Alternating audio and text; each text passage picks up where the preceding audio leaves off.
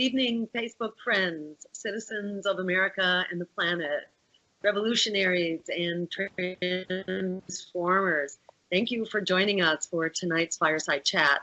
We're having a special edition tonight. We're very honored to have with us Cheri Honkala, who is running for state representative in Philadelphia for State House for the 197th District.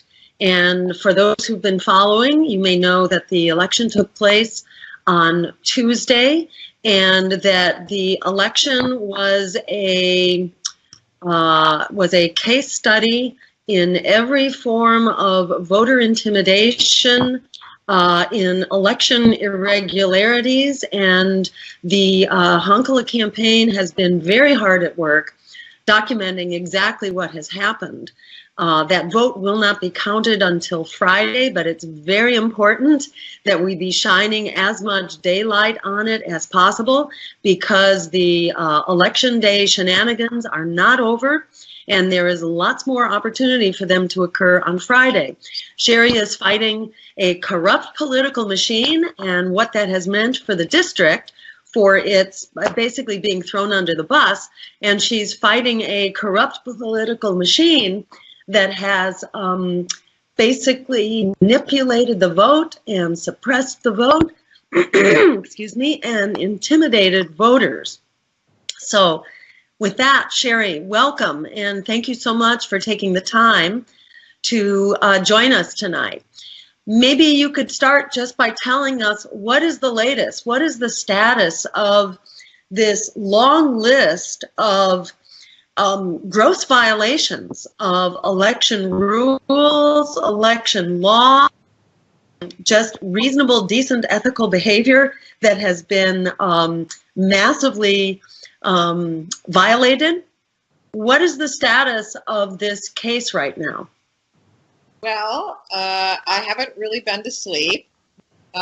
We all are absolutely both shocked, saddened, and angry that, the Democratic Party here in Philadelphia continues to practice its legacy of corruption. And, so we have been busy documenting since the time that I personally went to vote yesterday morning, just how corrupt this entire process is. It's a real shame. I voted here for about 30 years. I knew that there was also always, this culture of corruption, but I didn't really see how bad it actually was until yesterday. Hillary Kane operated as the point person for people to call if there was any problems throughout the day, so that she could contact our attorney and the DA's office and the city commissioner's office that oversees the elections. And she literally spent every moment on the phone from 7 a.m. in the morning until the polls closed, documenting one case after another of really serious voter intimidation, voter fraud, you name it. So it was a very difficult day yesterday. It didn't end. I woke up this morning with people sending photographs, videos, calling my own personal phone, sending me emails about what had happened to them yesterday. And, we had a press conference earlier today in hopes that we could shed light to the rest of the folks in Philadelphia and in Pennsylvania about the serious crisis that we have, this legacy of corruption in the 197 district. And basically only 2 reporters showed up.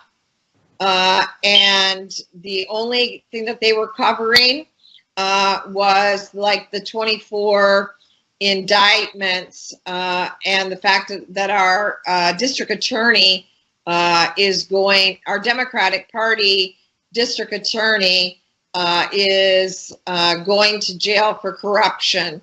And he's the one that overall is supposed to oversee fair elections in Philadelphia. So let me just make sure that the irony of this is not lost on our listeners tonight, because we have this district with a special election because the state representative was just convicted of fraud. That is, the Democratic state rep just got convicted of fraud and money laundering. That's why a special election was being held. But she was the second state rep in a row to be convicted of fraud, the second Democrat in the Democratic machine to be convicted of fraud. And then the Democratic candidate in this race got thrown off the ballot for basically not living in the district, which is kind of another sort of fraud in and of itself, misrepresenting his actual place of residence.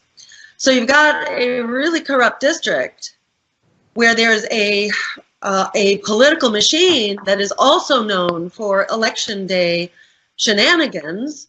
And I might mention we have a whole recount lawsuit pending in Pennsylvania because of this same kinds of shenanigans writ large throughout. But now on top of that, you have the Democratic district attorney who's also being going to jail for 24 counts of fraud, did you say?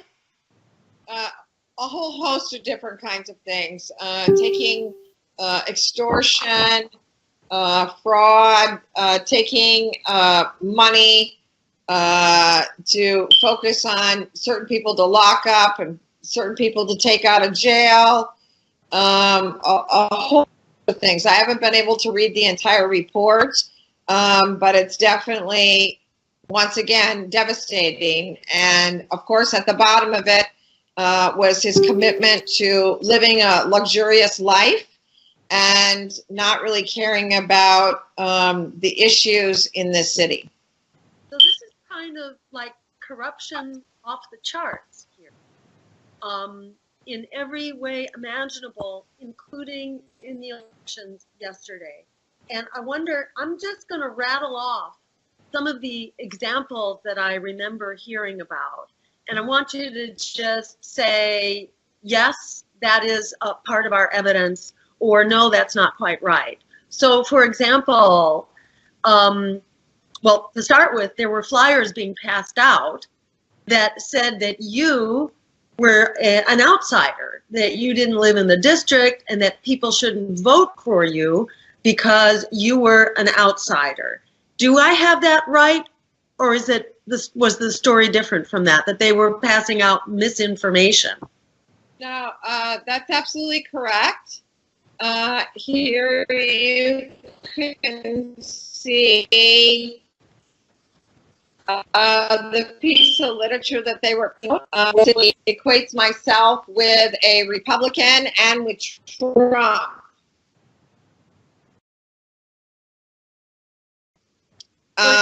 Don't outsiders take over our neighborhood? Who's the middle person? Was that the Republican candidate? Yes, that's Lucinda Little. And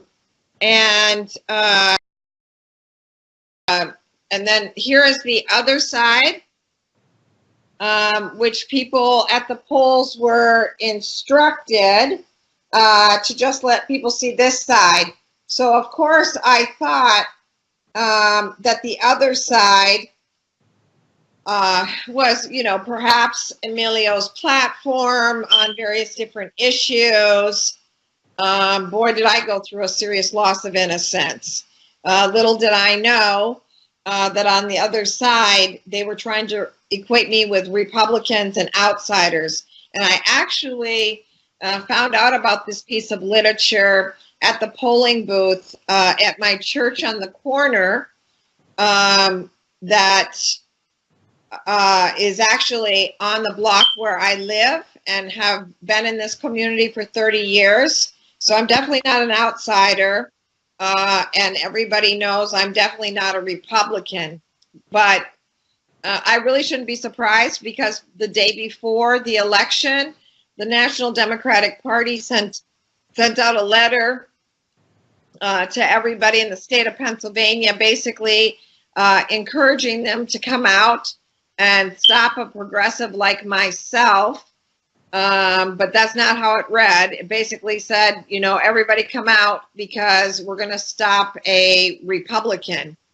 And if you look at the numbers, I think it was like less than 5% of the people in this district voted Republican and have never voted for a Republican. The scary thing is that they reported on 200 votes for Lucinda Little, and it's, longer than 24 hours later, and we have absolutely no idea what the vote count is for myself or Emilio Vasquez. Yet last night, Emilio Vasquez held a victory party. Yeah, and this is very alarming because the votes, who is keeping those votes? Those votes are presumably in the custody of the Democratic Party election officials who were clearly in flagrant violation of the most basic rules and regulations for a neutral playing field and for a level playing field. So for example, Democratic Party officials were setting up tables outside of polling centers, if I understand this correctly, that looked like they were the official registration table, but they were not. They were outside looking to be an official polling establishment, but they were actually Democratic Party establishment, and they were handing out literature and instructing people basically to vote for their Democratic candidate. They had election day officials, if I understand this correctly, who were coming out and telling people to vote for the Democratic Party candidate. And from what I've heard, and Cheri, tell me if this is true, because this is really extreme, in a write-in election, and everybody was write-in except for the Republican candidate. The Republican was the only candidate on the ballot, but you and various Democrats who were running were all running as write-ins. And you all had these stamps, which is how you do a write-in when you're working with voting machines, like are used in Pennsylvania. So from what I understand, you and the Democrat had stamps that you were distributing, but people were being pressured to give up your stamp and instead to take Emilio's stamp, and that they were being pressured at many points along the route to vote for Emilio. Can you say, is that correct? Absolutely. Actually, I was terrified because at one point I was at one of the voting booths and the sheriff's department arrived, with lights on and everything in the vehicle, and had an order and went in and to confiscate Emilio Vasquez stamps because they had heard from everybody, because it was just common knowledge that the Democratic Party didn't have to stay outside the voting booth. They could just be inside with their stamps on the table.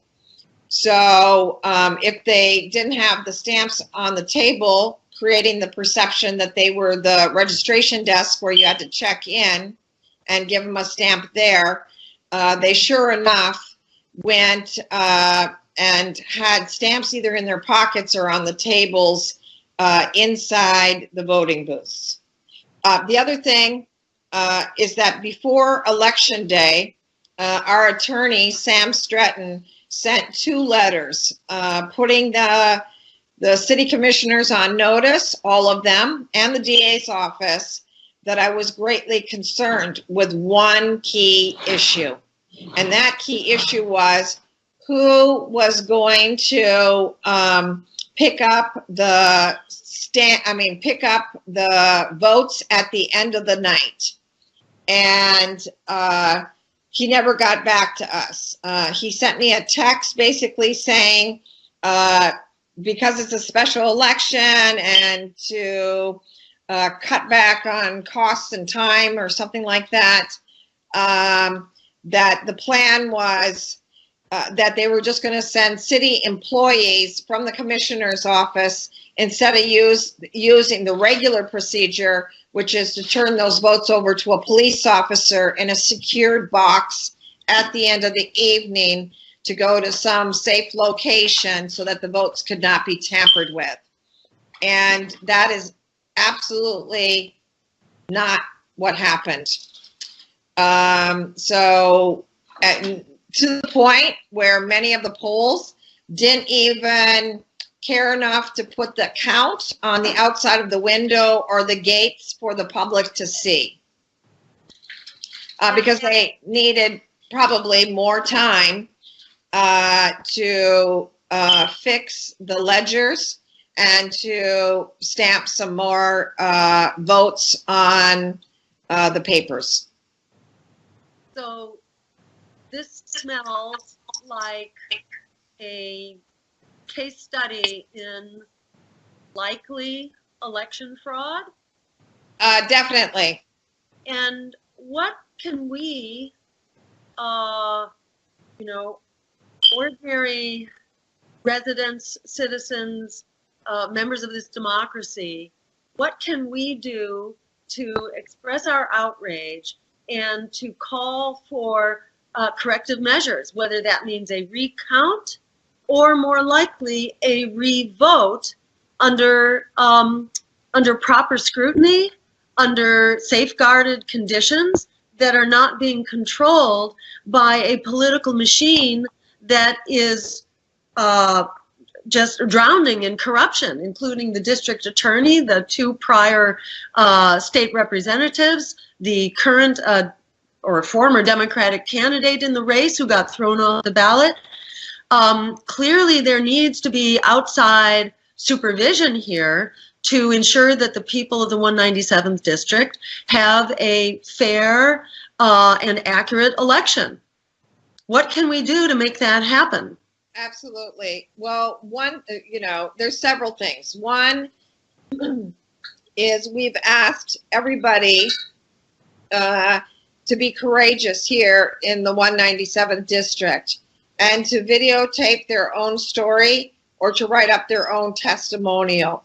We understand that people are very afraid, especially some of the elderly, and we promised to black out their faces to keep anonymity because they are afraid for their well-being.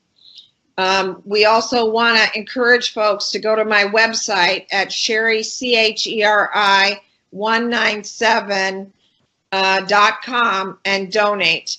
This is going to cost a great deal of money to have our lawyers fight for something so very important in this district, and that's that we demand that, not that there's a recount, because the votes have already been tampered with. We definitely need a forensic audit because when you put the stamp in the machine, it's on paper, but then it's supposed to register in the back of the machine how many numbers. So because when I went to vote yesterday morning, I myself could not vote. And the ward leader, who at one point was found guilty of some other corruption, but came out of jail and became my ward leader. And it's actually his wife that is going to jail because she's a part of the check laundering scheme with Leslie Acosta. The state representative. Yes. That mother and father, the ward leader for my district, his son is actually the judge of elections. So that's who I had to cast my first vote with, is the ward leader in my district's son, who's the judge of elections. And it took me a great deal of time in order to be able to cast a vote for myself because they couldn't get the machine going. And then somebody that resides with me who went down personally to change their address because they reside with me. They went down with Galen Tyler, who's the chair of the Green Party City Committee, to change their registration. And when he went in to vote, they had they didn't have his name on the list. And so they called down to the city commissioner's office, and there was no record of him. And so they made him fill out a provisional ballot. I then looked at the provisional ballot. I couldn't figure out what you do for a write-in. The commissioner that was the staff person from the commissioner's office that's responsible, she couldn't figure it out either, and neither could the judge of elections. So I used my best guess at telling him what to do to fill out the provisional ballot. So I just want to show folks, this is what the little teeny stamp looks like. And it's what, was put into, from the Vasquez camp, very easily put into pockets and on tables and etc. But anyway, when the letter was sent from my attorney, Sam Stretton, to the city commissioner's office to ask him where do the votes go at night or until Friday, nobody knows the answer to that question. So I think you can smell a rat here. And I think it's clear that this is just another poster child of an extremely corrupt voting system.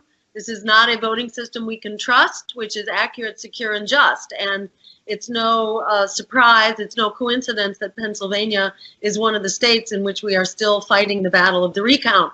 And for those who thought that the recount, for some reason was a favor for the Democrats, you can see, no, this is about us ordinary voters. And Green Party and independents are at the bottom of the food chain here. And when there's a corrupt political system and a corrupt election system, that corruption, flows most harshly on those at the bottom, and that is everyday people who are struggling, for a roof over their heads and for food on the table, and for those in the politics of resistance here. So above all, it's us Greens, who are the victims of this kind of corruption. So I encourage people, to please get on board here and let's make the system work. Right now for Cheri, let's stand up and fight this battle for all it's worth. I'm going to turn to some of the questions because they're pouring in. Pete Sounds says, our district attorney is out on bail for a federal corruption trial and refuses to resign. That's how corrupt Philly is. Thank you, Pete. Jackie Devenow in Maine says, sending love and strength, Cheri. Melissa Rose says, corruption runs deep throughout Pennsylvania. They need to be replaced. The Dems in Philadelphia have broken the law before many times. I've witnessed it myself. Sherrod Norman says, much respect to Cheri Honkala. I tried to hit up Jimmy Dore, Lee Camp, Jordan Cheriton, and everyone else I could think about. It's really crazy. I couldn't get anyone's attention on this. They always say build from the local level and then hire. Well, independent media needs to cover the same way. And I would encourage people, call up Democracy Now! Call up the Real News Network. We need responsible independent media to cover what's going on here. Colin Daybell says, what actions can we take to address the long list of various illegalities that have occurred at and around voting locations? Are there photographs and or footage that can be shared to corroborate the claims? How can people access the footage and the evidence, Cheri? Is that going to be on your website, your Facebook page? Where can people see it? It's definitely going to be on our website, and we want as many people as possible to share it. We're busy collecting all of it right now. Some people just began to post it for themselves on their website, on their own Facebooks throughout the evening. So definitely contact social media. They have a responsibility to help us get this story out. because basically this should have been just as interesting to cover as our DA being out on bail for all of these indictments. The fact that the Democratic Party has again practiced its corruption legacy here in the 197th district, that should be covered as well. And people don't have to listen to me. They could just listen to the hundreds of people that experienced this yesterday that are speaking out about it. And people should be devastated. They should be very concerned about democracy here in this district. I understand that people are afraid. I'm very proud of the Democrats that have come forward and are risking a lot because they're committee people, and they know that there will be efforts to remove them as committee people, as well as, people are just tired of the process. I received over 2,000 small donations for people all over the place. So it's not just the people in the 197 that got robbed. All those contributors got robbed as well. And and the fact that this committee woman and other folks now have to live in fear that there's going to be real consequences for them coming forward and talking about what happened yesterday is just absolutely devastating, because these are not, just crazy allegations. These are all documented and they're real. And we intend to challenge this with the friends that are out there watching this. We need people to sign up to be at the count on Friday. We're still going to go through the process of going to the count because, quite frankly, there's a lot of things that have to be explained. One of our staff members screenshotted the vote that was on one of the websites, and in like a half hour, some votes actually disappeared from that, when it was placed up on the website. And so he screenshotted that as well. And so we want to know what happened to those 30 or 40 votes. And just so people know, you had lots of progressive Democratic support for your campaign. I heard many Democrats saying that they'd had it with corruption. They just weren't going to vote for corrupt candidates anymore. And Our Revolution endorsed your campaign.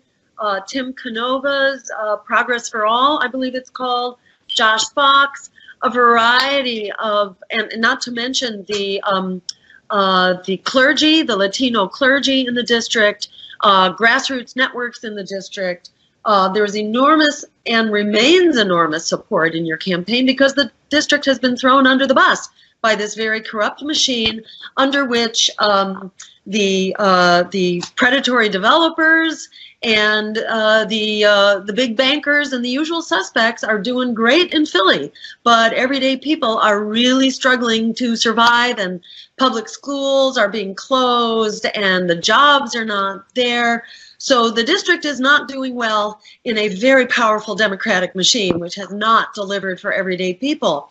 So folks need to stand up, and you can go to Cheri, and that's CHERI 197.com in order to sign up to volunteer. And please, if you're in the area, make every effort if you possibly can to sign up, volunteer, and be part of this vote recount. It's part of what we have to do in order to put the facts on the table and and then launch a legal case from there. And I think it makes all the sense in the world to be calling not for a recount here, but for a revote. I'll read a couple more comments, and then we're just about out of time, but there's enormous support out here. Suzanne Dan says, alarming, unbelievable. Need to follow through and follow a lawsuit, expose the corruption, ask for re-election. Stephen Sicalario says, in a deeply corrupt system, who do you report corruption to? This is where the courts have to stand up. And, if the court doesn't stand up, then you appeal and you go to a higher court. And if need be, you take it all the way. But you're absolutely right. That's why this is, at the end of the day, this is a political battle. This is why we have to fight this in the court of public opinion as well as in the court of law. And this is a part of a legal system, a judicial system, a congressional system, an executive system, which really is a house of cards that's falling down. Philadelphia is this example of political corruption, a political machine that is crashing in on itself. And what we see going on here is the desperation of this political machine fighting tooth and nail to suppress the political opposition, which is really getting organized, which Cheri has done such a beautiful job of representing. And I know Cheri, she's not going anywhere except standing her ground like the rest of us. I'm going to do one or two more.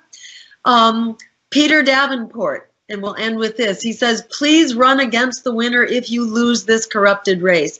And I think Cheri and I would both echo that this is not about going away. This is about standing our ground, because we got no planet B here.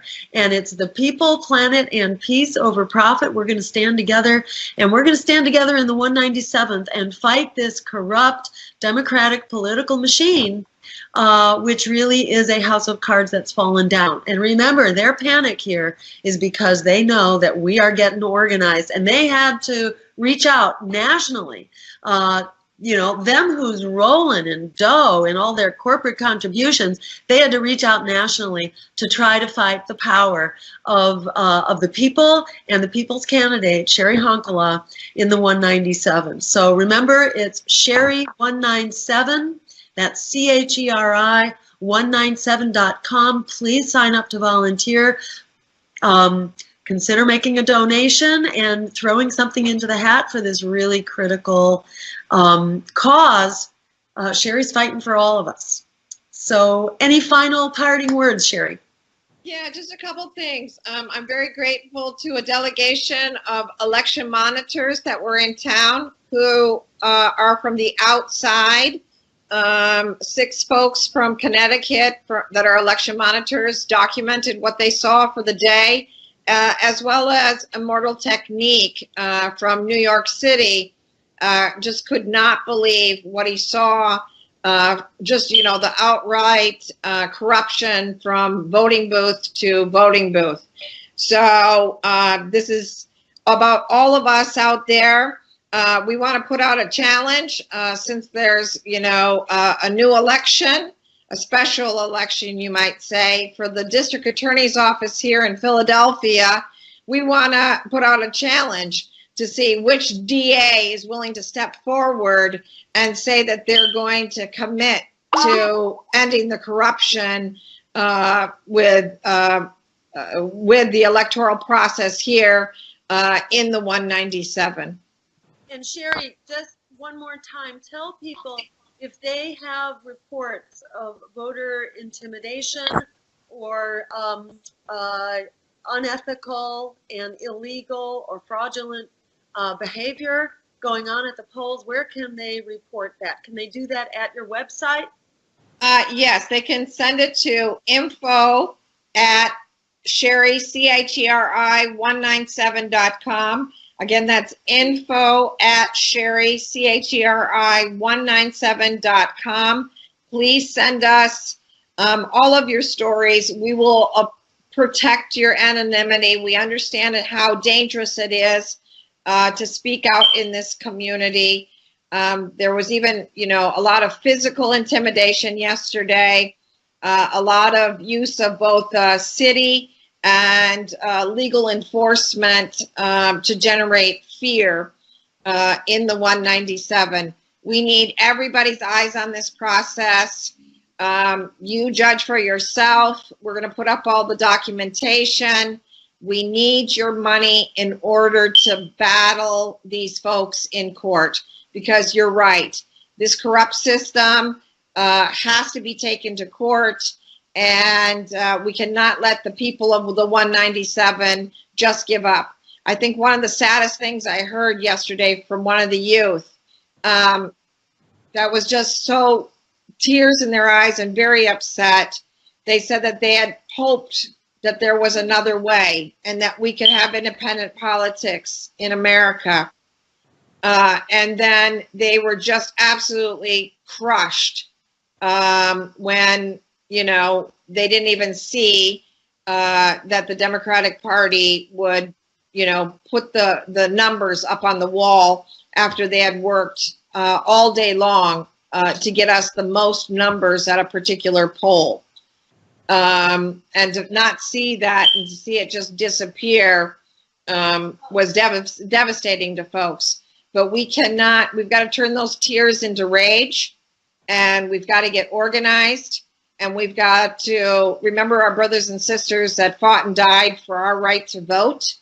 And we got to make sure that we have election integrity in the 197. Thank you. Thank you.